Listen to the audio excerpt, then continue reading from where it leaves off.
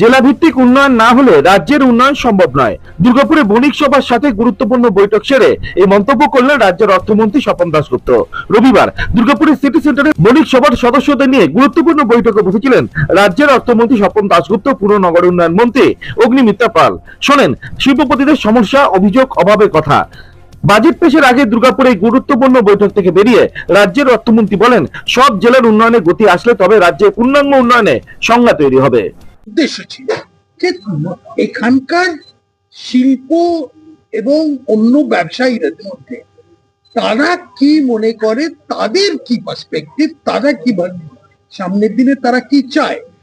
তারা যে যার চায় সবকটা যে দিতে পারবো সেটা আমি বলছি না, কেন আজকে আপনারাও জানেন পশ্চিমবঙ্গ এখন একটা ফাইন্যান্সিয়াল একটা ক্রাইসিসের মধ্যে দিয়েই যাচ্ছে, সেটা আমরা উত্তরাধিকারী সূত্রে আমরা আমাদের ওটা বোঝাটা বের করতে হচ্ছে।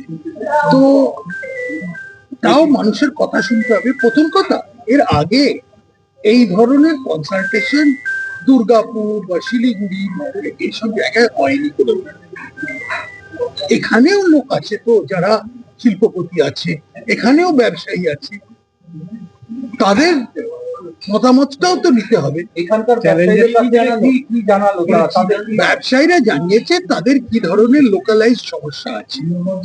আমরা মনে করছি যে একটা লোকাল গভর্নেন্সের একটা সমস্যা এখানে আছে বিরাট ভাবে।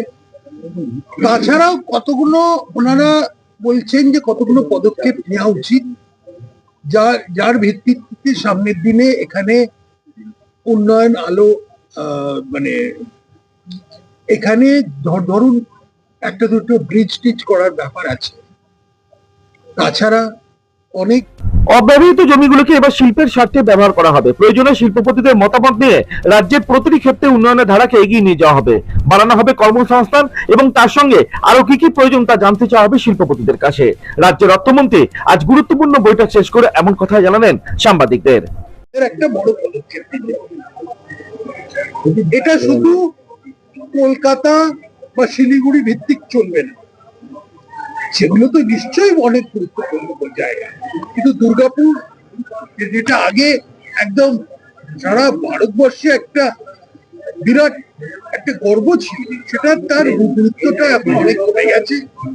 সামনের দিনে সেগুলোকে কি করে আমরা আবার পশ্চিমবঙ্গের গুরুত্ব আবার কিরম ভাবে ফেরত পাই, সেই জন্যে আমরা মানুষের সঙ্গে কথাবার্তা বলেছি।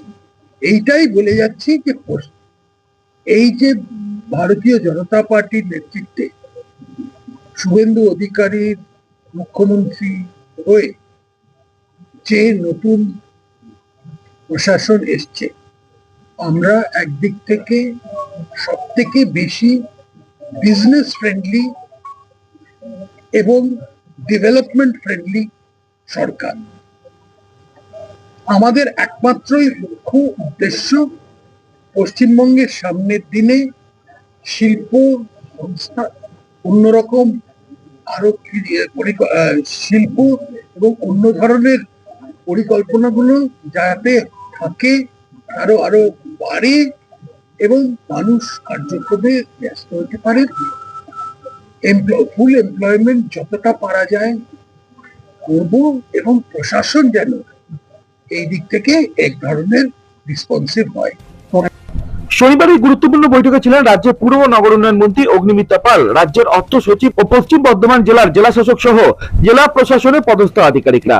শিল্পের পরিকাঠামো তৈরি করতে রাস্তাঘাট থেকে শুরু করে যা যা করা প্রয়োজন সবটাই করবে রাজ্য সরকার।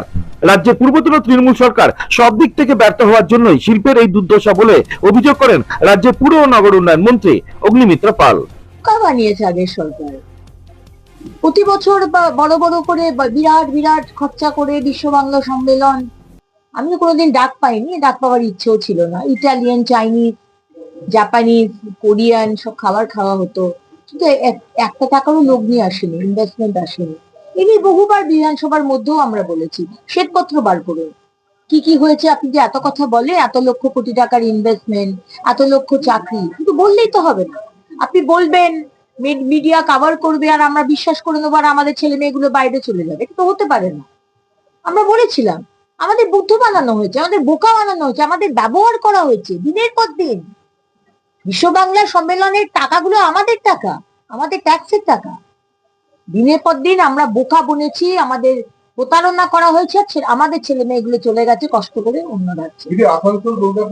রাজ্যে বাজেট পেশের আগে রবিবার দুর্গাপুরে জেলা প্রশাসনের পদস্থ আধিকারিকদের সাথে নিয়ে রাজ্যের দুই মন্ত্রী স্বপন দাশগুপ্ত ও অগ্নিমিত্রা পালের রাজ্য বাজেটের আগে গুরুত্বপূর্ণ এই বৈঠক বিশেষ গুরুত্বপূর্ণ তাৎপর্য বহন করে বলে মনে করছেন অনেকে। শিল্পের বিকাশের সাথে কর্মসংস্থানের লক্ষ্যে রাজ্য সরকার যে সদর্থক ভূমিকা নিয়ে এগোতে চাইছে, আজকের এই হাই ভোল্টেজ বৈঠক তারই প্রমাণ দিল। দুর্গাপুর থেকে অনুরাধা সেনগুপ্ত রিপোর্ট, খাঁটি খবর।